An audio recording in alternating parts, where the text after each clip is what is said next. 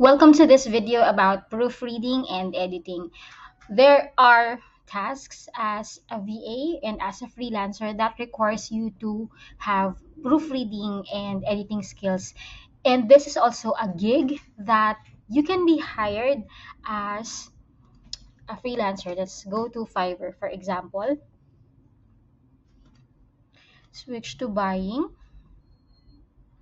And here we can type in proofreading. Yeah, so proofreading, editing, ayan. So these are some examples of the people who are offering proofreading and editing um, as gig, and you can do this too. This is one of your options as well. Now this is going to be a very short video to help you on this topic.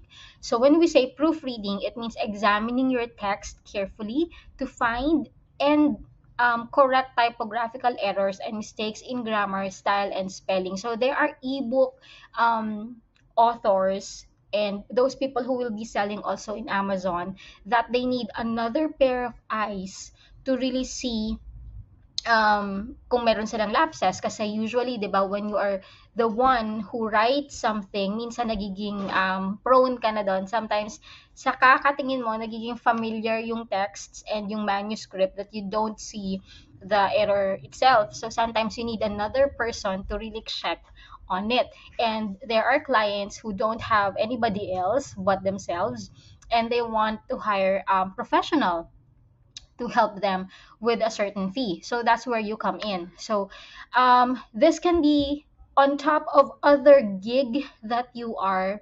offering as a freelancer. So yeah, probably hindi ganun kadami.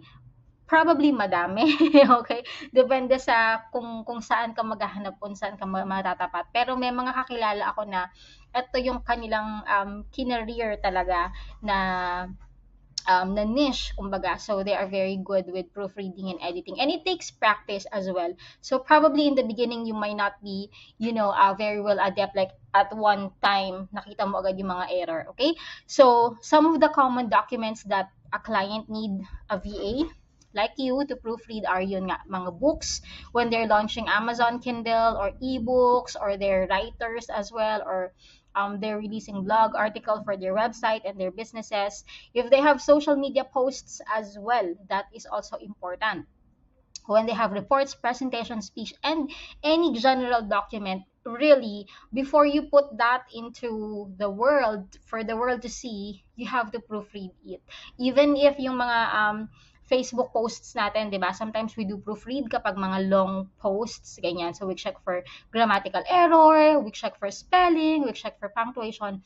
Those are the basic things that you have to um, double check before you release the document out there. So one of the skills that is actually needed, I'm not gonna lie to you, you have to be good at least in the command of English language. Mm, para alam mo at once kung why ito yung mali or something like that.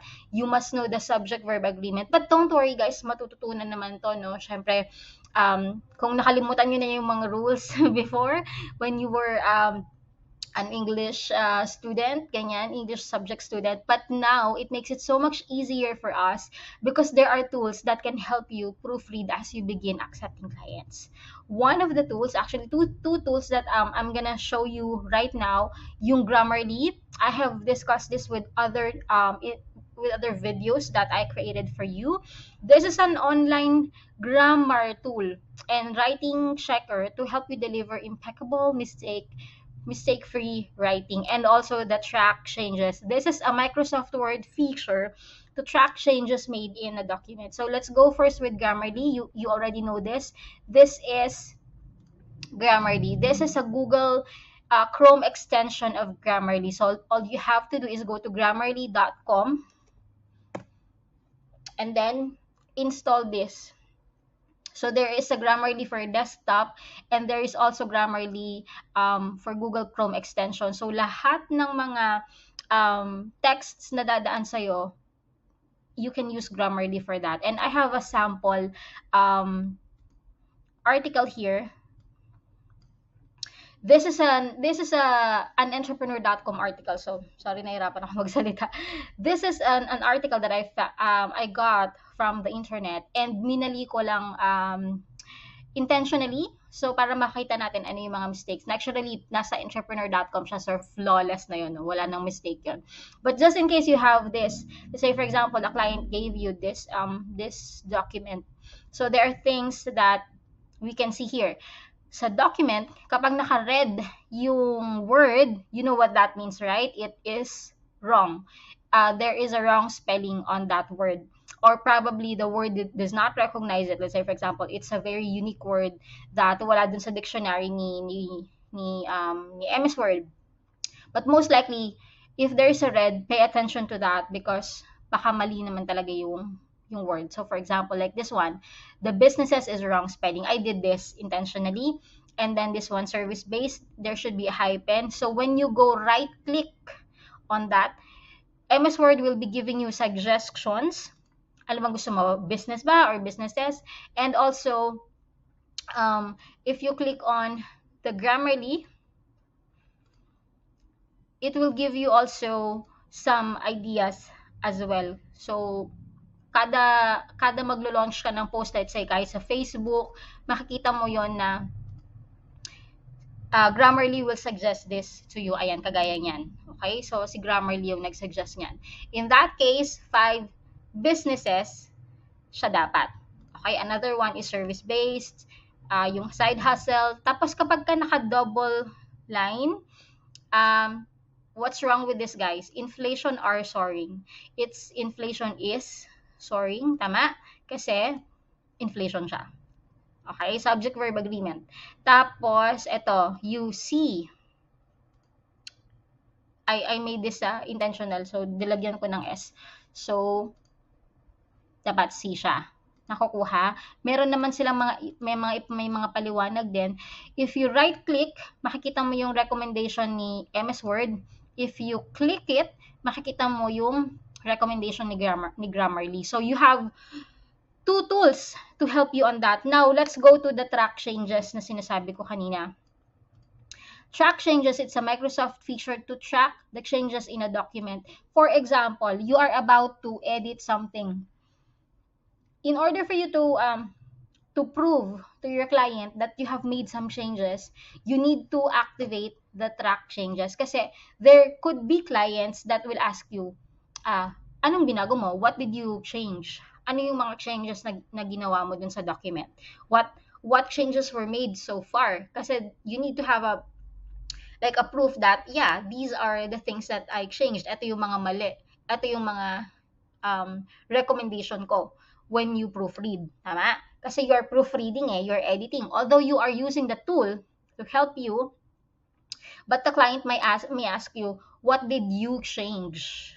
Okay? So you need to click on go to reviews. This is an MS Word feature.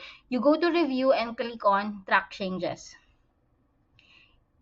It could be for everyone or for you. Okay, so click on just for example, for everyone. Now, if you click on the track changes, lahat ng mga babaguhin mo dito, mare-record. Kumbaga meron siyang screenshot, may ebidensya na ito yung mga binago ko. Okay, so kinlik ko yon yung businesses, ginawa kong business. Yan. Di ba sabi nga dito, dinilit ko. Ito naman, gagawin ko siyang hyphen. So lahat ng, kumbaga para kang nag-edit ng document na nilalagyan mo ng red, naka-red siya. Okay? So ito naman, inflation, gagawin kong is. So, napansin mo, dito nakalagay, deleted. Dinilit ko yung word na R, ginawa kong S. Kuha. So, when you submit this to the client, makikita nila na, ito yung mga mali pala dun sa unang version. Side hustle. You see, ayan, dinilit ko yung S. Nakuha. So, halimbawa, meron ka namang idadagdag. Let's say, for example, these are additional texts that I put in the document. Mare-record din yung mga ginawa mo. Naka-red lahat. Everything that you're gonna na-delete, everything that you're going to add are all in red. Okay, so ayan nakalagay. These are additional text I put in the document, and then nakalagay inserted. Nakalagay yung screenshot kung anong oras at anong araw ko, timestamp pala. Kung ano yung oras at kung anong araw ko siya ginawa. So these are all things that you can do in track changes. And that is also Grammarly, wag na wag kakalimutan, always, always, always include that. It's a free tool.